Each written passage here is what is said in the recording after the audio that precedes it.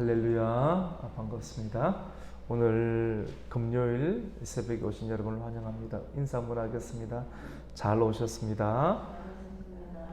말씀에 은혜 받으십시오.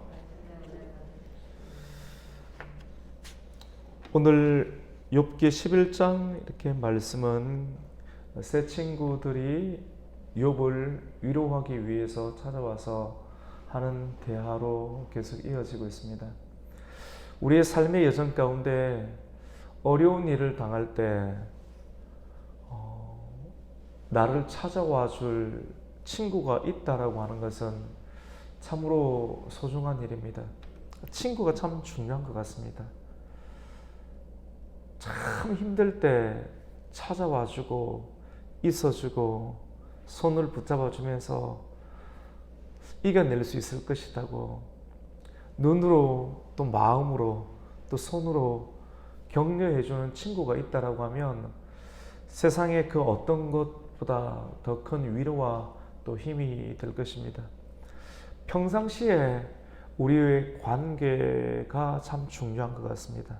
친구는 내가 어떤 생각과 어떤 마음을 가지고 있는가에 의해서 환경이 만들어지는 중요한 이 결과다라고 볼 수가 있습니다. 친구를 참 잘 사귀어야 되죠. 여러분의 주변 가운데인 과연 나는 어떤 친구가 있는가? 내가 정말 힘들고 어려울 때 나에게 찾아와 주어서 하루라도 단 하루라도 나와 함께 있어줄 친구가 있는가? 우리가 한번 생각해 보는 시간을 가져보는 것도 좋을 것 같습니다. 욥은 인생을 참 잘 살았던 것 같아요.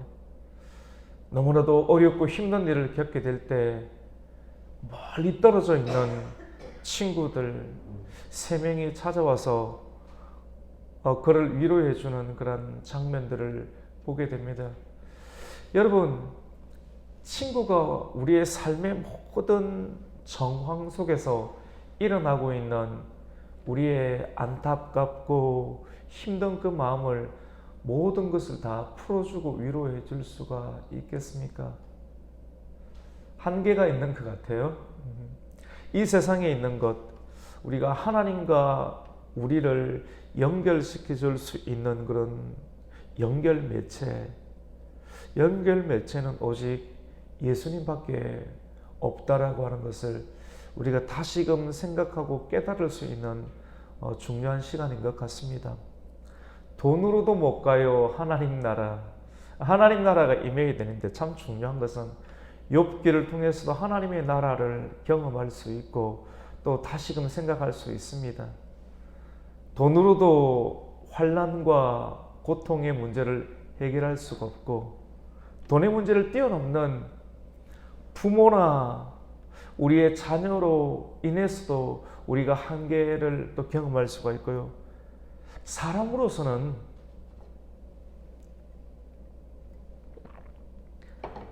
그 누구에게 어떤 위로를 하지만도 참된 평강과 위로를 주는 데는 한계가 있음을 보게 됩니다. 우리가 성경을 통해서 율법을 통해서 하나님과 가까워질 수가 없고 하나님과 하나가 될 수가 없는 것처럼 친구의 아무리 따뜻한 위로와 또 오래 함께 있어주면서 우리에게 다가오는 그러한 격려의 상황은 분명하게 거리와 또 한계가 있음을 우리가 또 깨닫게 됩니다. 욥에게는 3명의 친구가 있었죠. 여러분 기억하십니까? 첫 번째 사람은 누구입니까? 이 엘리바스라는 사람입니다. 나름대로 품격이 있고 또 연장자인 것 같고 욥의 이야기를 나름대로 많이 들어주면서 이야기를 꺼내었습니다. 근데 그의 이야기의 근본은 엘리바스라는 사람이 욥을 보고 욥의 이야기를 들으면서 꺼내었던 그런 내용의 근거는 하나님의 사랑, 모든 것이 하나님의 사랑이라고 해야 되는데 하나님의 사랑이라는 말을 빌리지만도 하나님의 사랑이 드러나지 못하고 이 엘리바스는 자기 자신이 환상 가운데 경험하였던 이 주관적인 체험 속에서 경험하였던 내용들로 욥을 위로하게 됩니다. 예수 그리스도의 피 묻은 십자가의 사랑이 아닌 자기 내가 꿈에서 보고 내가 환상에서 보고 하면서 경험하였던 그런 지식들이 참으로 고달픈 삶의 현실 가운데 있는 한 영혼을 달래고 위로하기에는 역부족인 것 같아요. 엘리바스의 이야기를 뛰어넘어서 빌닷이라는 사람이 수아 사람 빌닷이라는 사람이 욥에게 접근하면서 이야기를 펼치는데 그 말의 근거는 어떤 것이었습니까? 전통의 근거였어요. 옛 선조들이 내가 말하는 말은 단순한 나의 지식과 경험이 아니라 옛 선조들의 지혜와 지식이라고 이야기를 하면서 선조의 전통에 근거해서 욥이 당한 고난을 위로하려고 애를 썼지만도 결국은 욥에게 참된 위로가 되지 못하고 오히려 욥이 더 화가 나서 화가 났다라고 말을 할 수도 있겠죠. 그 위로가 되지 못하니까 나는 정말 죄가 없어. 이 세 친구들의 그런 이야기들의 공통점은 어떤 것입니까? 내가 지금 고난을 당하는 모습들을 보니 너는 분명하게 죄가 있기 때문에 하나님으로 인해서 벌을 받게 되는 것이다 라고 하는 그 결론에 이르게 됩니다. 위로가 안 되는 것이죠. 세 번째, 오늘 친구는 어떤 사람인가? 나아마 사람 소발이라는 사람이 찾아와서 욥에게 이야기를 하게 됩니다. 이 사람의 말의 근거는 무엇인가? 오늘 내용을 보면 논리가 아주 좋습니다. 논리가 좋고 또 논리 안에 보면 하나님의 지식과 지혜의 오묘함이 포함이 되어 있습니다. 욥의 세 친구들 가운데서 가장 하나님의 지식과 오묘한 하나님의 광대하심이 많이 포함되어 있는 언어를 씁니다. 그런데 하나님의 아름다운 언어, 오묘함을 근거로 이야기를 하지만도 그것 자체가 욥에게는 위로가 되지 않습니다. 무슨 말입니까? 전통에 근거하여서 내가 기도를 많이 하니까 엘리바스처럼 환상을 보고 주관적인 체험에 근거하여서 우리가 이런 이야기를 할 수 있고 또 오묘하게 이야기를 할 수 있지만도 그것이 고통을 당하는 사람들의 마음에 진정한 위로가 될 수 없음을 오늘 또 욥기의 11장의 내용은 또 우리에게 드러내고 있습니다. 이 나아마 사람 소발은 짧고 굵게 오늘 본문 말씀 가운데 이야기를 하는데 뜸을 들이는 내용이 좀 짧으면서 빨리 이야기를 합니다. 그게 어떤 내용인가 하면 굉장히 강한 어조로 아마 욥에게는 상처가 가장 좀 심하게 될 수 있는 그런 이야기. 조금 들어보면서 바로 이 진단을 내리게 되죠. 아주 원색적으로 욥을 책망하고 또 이야기를 합니다. 오늘 11장 1절에는 나아마 사람 소발이 대답하여 이르되 하면서 바로 2절 말씀 가운데 말이 많다. 한마디로 인해서 내 말이 많다라고 하는 내용으로 이야기를 합니다. 우리 2절 말씀을 함께 읽겠습니다. 말이 많으니 어찌 대답이 없으랴. 말이 많은 사람이 어찌 의롭다함을 얻겠는자. 한 구절 한 구절을 볼까요? 말이 많으니 어찌 대답이 없으라. 욥이 네가 지금까지 친구들이 이야기하는 말에 한마디 말을 친구들이 해놓으면 너는 10마디 말을 하네. 이런 말이거든요. 말을 들었으면 그것에 좀 수긍을 하고 좀 따라와야 되는데 무슨 말을 못하겠다. 내 말이 왜 이리 말이 많으냐. 너의 많은 말을 보니 내가 어찌 꾹 참고 대답을 하지 아니할 수가 있으랴. 그것이 바로 말이 많으니 어찌 대답이 없으랴.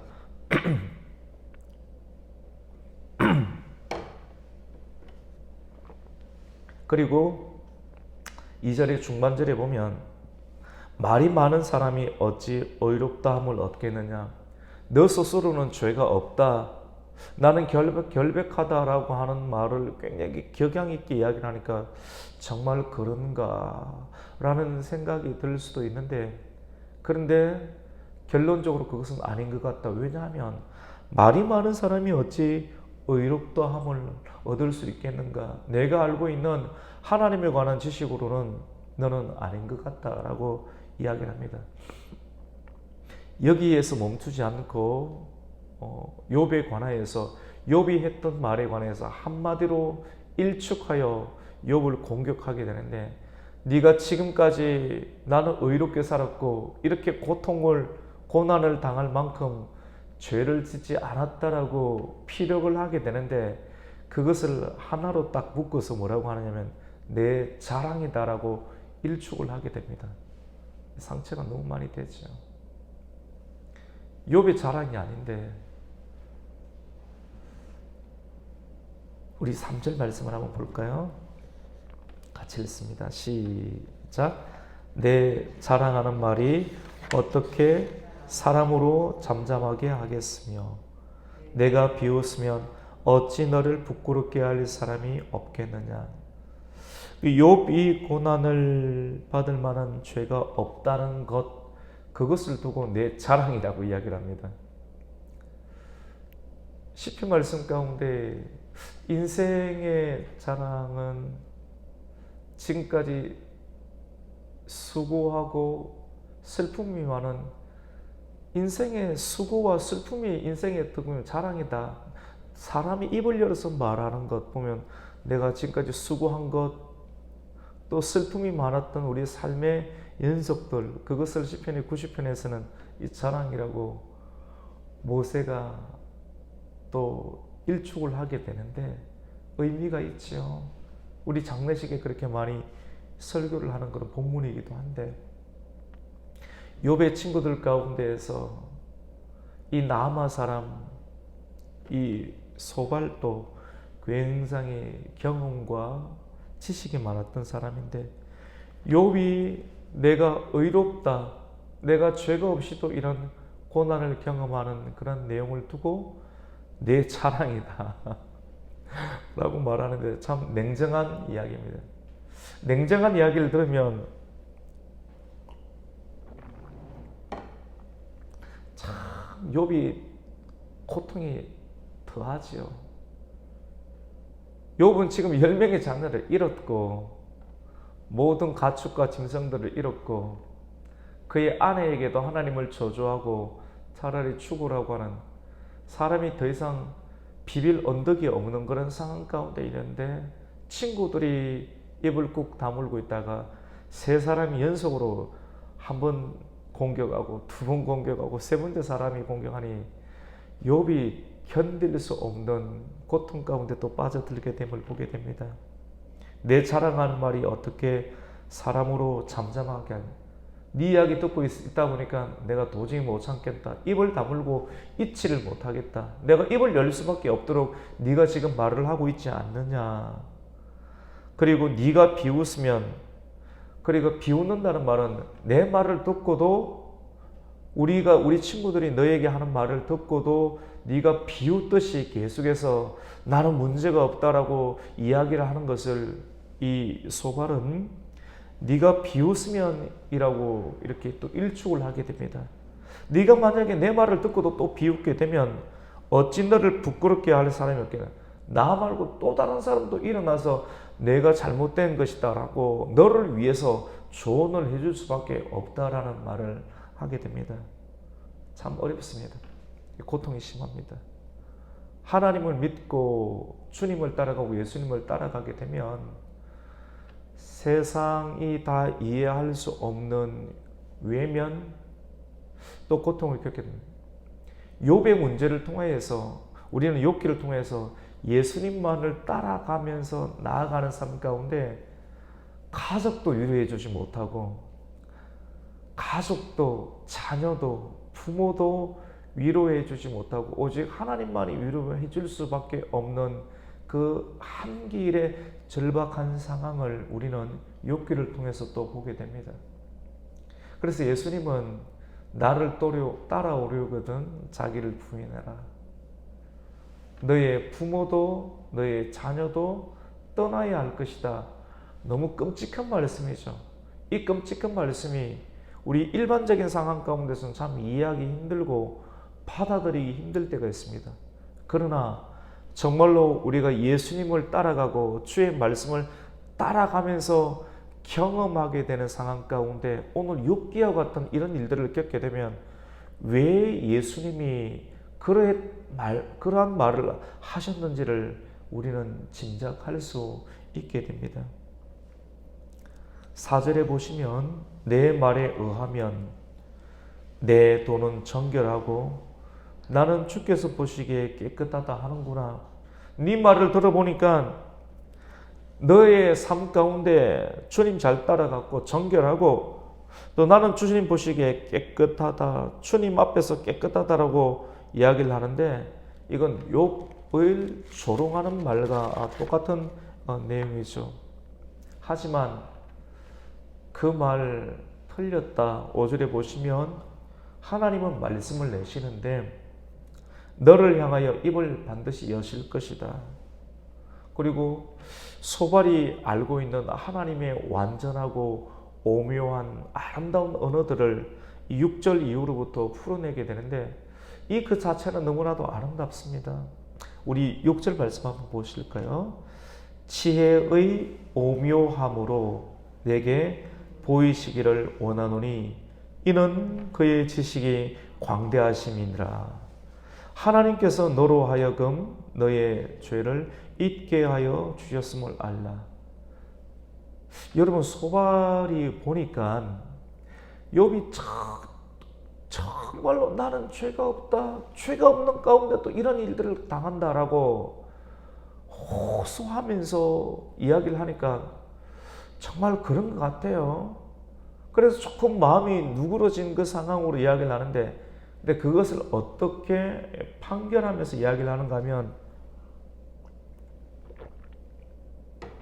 어떻게 보면 이해하면서 하는 말이기도 한데 그 내용이 하나님께서 너로 하여금 죄를 잊게 하여 주셨음을 넌 알아야 한다 라고 이야기를 합니다. 이 말은 어떤 의미인가 하면 옛날 성경이 조금 번역이 훨씬 더 좋은 것 같은데 하나님이 벌을 너에게 주셨는데 하나님께서 너에게 벌을 주심이 내가 실질적으로 지었던 죄보다 경하다. 너는 원래는 죄를 훨씬 더 많이 지었는데 그 많은 죄에 비해서 그대로 다 하기보다 경하게 심판했다라고 말을 하고 있습니다. 그 말을 오늘 이 개역 성경에서는 하나님께서 너로 하여금 너의 죄를 잊게 해주셨기 때문에 너는 지금 망각 가운데 그 일들을 이야기를 하고 있다. 하나님께서 너희의 죄를 잊게 하셔서 내가 지금 착각 가운데 빠져 있는구나 라고 이야기를 합니다. 여러분, 우리는 누군가를 위로하게 될 때 자기 감정을 잘 다스리고 절제하면서 말을 해야 합니다. 결국은 내가 하는 내 입에서 나오는 말이 내 말이지 주님이 아니시면 위로가 안 돼요. 주님의 환상, 주님의 선조들의 모세의 이야기, 사람들의 이야기, 그리고 오늘 소발처럼 하나님의 시편에 있는 오묘함을 가지고 이야기하지만 그것이 주님이 될 수 없어요. 율법입니다. 율법으로 사람에게 다 빗대어서 이야기를 하면 율법이 나아가면 사람에게는 결코 위로가 될 수 없게 되고 오히려 말로 인해서 사람의 마음을 아프게 하고 상처를 준다는 것을 우리는 기억해야 합니다. 소발은 청량할 수 없는 하나님을 고백합니다. 참 공교롭게도 소발의 말은 욥기에 나오는 많은 구절들 중에서 가장 아름답고 또 오묘한데요. 이런 아름답고 공교롭고 오묘한 언어를 통해서 사람을 집요하게 묻고 공격하는 것을 보게 됩니다. 우리 한번 보실까요? 우리 7절과 8절, 9절 한번 같이 읽겠습니다. 시작. 내가 하나님의 오묘함을 어찌 능히 청량하며 전능자를 어찌 능히 완전히 알겠느냐. 하늘보다 높으시니 내가 무엇을 하겠으며 수월보다 깊으시니 내가 어찌 알겠느냐. 그의 크심은 땅보다 길고 바다보다 넓으니라. 굉장히 아름다운 언어로 욥을 공격합니다. 사람을 이해한다는 것은 사랑인데요. 정말 사랑하면 충고도 해줄 수는 있겠지만도 예수님의 십자가의 사랑이 아닌, 나는 피해를 보지 아니하는 상태에서 그냥 던지는 말은 어느 누구에게도 위로가 될 수 없음을 우리는 다시금 생각하게 됩니다. 소발의 아름다운 말도 결국은 아무리 지혜로운 말도 욥에게는 위로가 되지 않습니다. 소발의 실수는 고통받는 사람에게 있어서는 전통 또 내가 경험하였던 꿈이나 환상의 내용들도 또 그 어떤 논리가 있지만 또 오묘한 그 말도 고통당하는 사람에게는 전혀 위로가 되지 아니하고 무례한 말로만 인식될 수 있습니다. 여러분의 주변 가운데 고통 가운데 있는 사람을 위로해야 될 때가 있을 것입니다.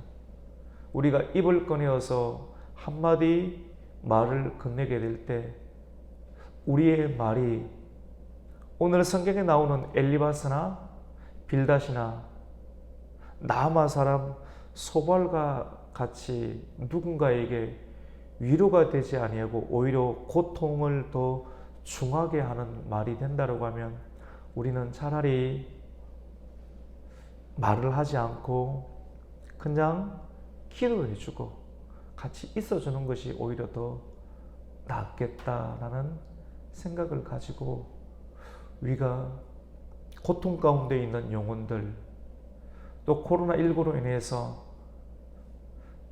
많은 어려움 가운데 있는 영혼들을 차라리 침묵 속에서 위로하고 하나님의 위대한 사랑이 그의 가슴과 마음 가운데 갈 수 있도록 중보하면서 이 아침을 또 보내었으면 좋겠습니다. 기도하겠습니다. 하나님, 100마디 입이 있지만 한마디 말을 떼는 것이 얼마나 신중해야 하는지 다시금 보게 됩니다. 입이 있지만 다 말을 할 수 없고 귀가 있지만 다 들을 수 없습니다. 우리의 귀, 우리의 입술, 우리의 눈 가운데 하나님의 정결함의 은혜를 더하여 주시어서 우리가 들을 것을 듣게 해주시고 듣지 말아야 될 것은 쉽게 해주시고 우리의 눈에 들어오는 것을 우리 눈이 다 볼 수 있는 선택의 자유함이 있지만 우리에게 분별력을 더하여 주셔서 우리가 마땅히 볼 것만을 보고 마땅히 가르칠 것만 가르칠 수 있는 입술의 절제함이 있게 하여 주시옵소서. 소발에게는 논리가 있었고 또 소발에게는 시편의 아름다운 언어와 같이 하나님에 관한 지혜로운 언어와 지식이 있었지만 고통당하는 자에게는 그것이 전혀 위로가 되지 못함을 또 보게 됩니다.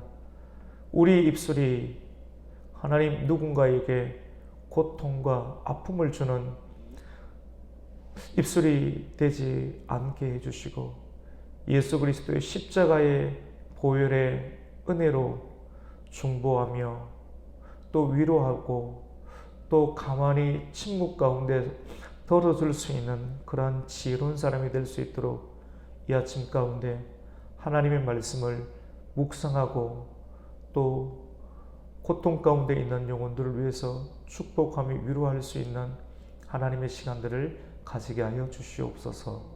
예수님의 이름으로 기도드립니다. 아멘. 하늘의